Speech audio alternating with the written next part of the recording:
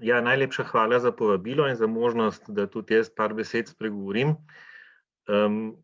Če se najprej nekako navežem na to, kar je kolega Leskovšek povedal, in seveda pred njim tudi kolega Pavlovič.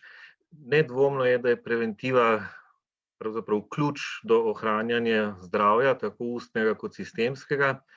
Dejstvo je, da imajo pri tem pomembno vlogo tako imenovane kolektivne metode, seveda imajo pa pomembno vlogo tudi individualne metode in mogoče je tale epidemija ravno razgalila tudi ta problem, ko enkrat neke skupnostne metode niso možne, kako velik pomen dobijo dejansko tudi individualne metode. In na srečo imam informacije od kolegov z različnih koncev Slovenije, da so tudi te, kot se reče, preventivne sestre ponekod vendarle uspeli vključiti intenzivirano v te individualne preventivne aktivnosti v preventivnih kabinetih in podobno in s tem pravzaprav zmanjšale učinek epidemije na siceršnje izvajanje preventivnih programov. Zdaj, tisto, kar je gospa Andreja nekako nakazala, jaz bi želel tukaj pa seveda poudariti tisto, kar je tako ali tako neke vrste aksiom preventive, kar se otroškega in preventivnega zdravstva tiče, namreč da se navade začnejo graditi v družinah in to tako rekoč ne samo od prvega dneva življenja naprej, ampak še celo iz časa nosečnosti. Zdaj, tle, če smem, bom poskusil deliti tale svoj zaslon, ker raj gledam druge slike kot pa svoje. Ne vem, mogoče, če je uspelo, mi boste povedali.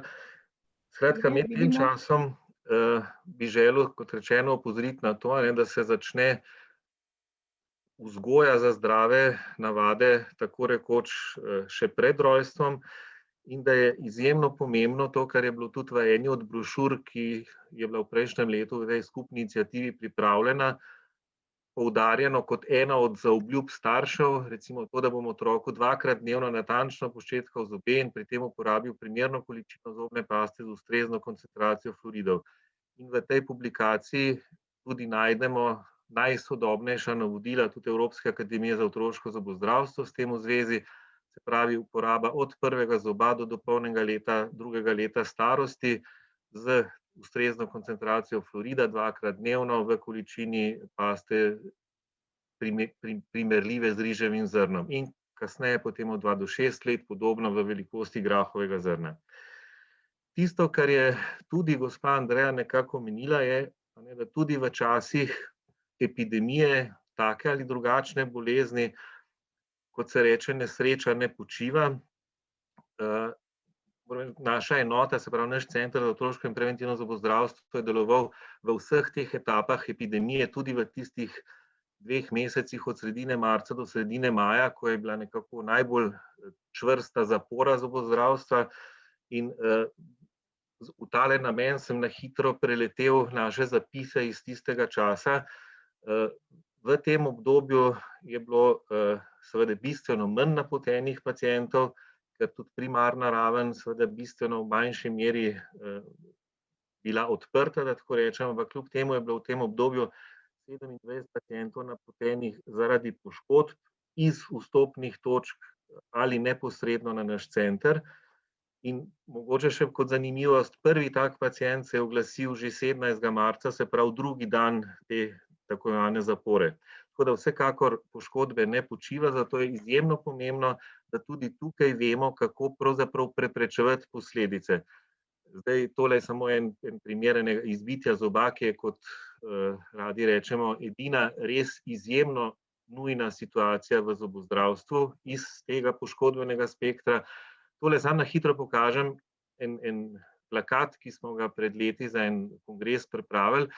Želel bi poudariti, da tisto, kar mogoče ljudje niti se ne zavedajo, velika večina poškodb tako mlečnega kot stalnega zobovja se zgodi doma. Skoraj 80% poškodb mlečnega zobovja se zgodi doma, če vzamemo pa mlečne in stalne zobe skupaj, je pa to kljub vsemu več kot 40%. Se pravi, tudi v času največje zapore socialnega življenja je logično, da so se poškodbe dogajale in kdo je ob tej poškodbi zraven, v največjem deležu starši. Pri mlečnih zobeh kar v 80%, skupaj vzeto pa še vedno pri več kot 60%. Zato je izjemno pomembno, da laična javnost, predvsem starši, pa seveda potem tudi učitelji, vzgojitelji in podobno, imajo ustrezne informacije s tem v zvezi. Samo dve kratki informaciji s tem v zvezi, sneti iz enega postra Mednarodne zveze za dentalno travmatologijo, ki je tudi preveden in dostopen na tej spletni strani mednarodnega združenja. In sicer, kaj narediti, če je zob izbit. Se pravi, če se izbije stalni zob, je idealno, da ga čim hitreje najdemo, da ga držimo za krono. Najnovejše smernice niti ne govorijo več o spiranju pod mrzlo tekočo vodo.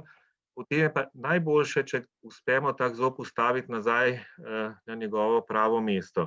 Vkolikor to ne uspe, če laik tega ne želi, ne upa, kakorkoli, ali mu ne uspe, potem je pomembno, da damo tak zob v ustrezno tekočino. Nekako kot zelo ugodna tekočina se je izkazalo mleko, lahko tudi fiziološka raztopina, lahko drži tak zob seveda tudi v ustih med licem in dlesnjo. In v tem primeru res takoj nujna zobozdravniška pomoč.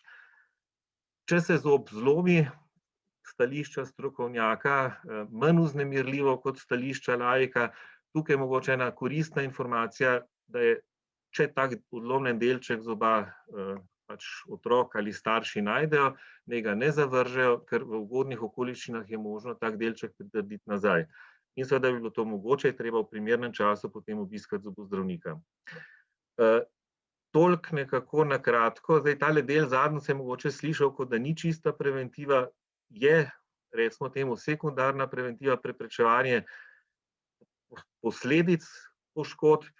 Da se seveda poškodbe tudi preprečevati z uporabo ščitnikov, z uporabo izogibanju najbolj tveganih ravnanj, ampak moramo se zavedati, da s tem dosežemo približno 8 do 10% tistih najbolj tveganih situacij.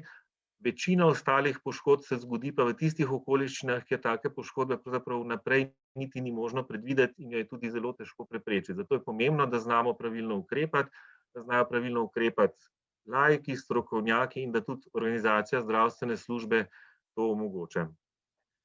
Upam, da je bilo dovolj zgoščeno in se zahvaljujem za pozornost.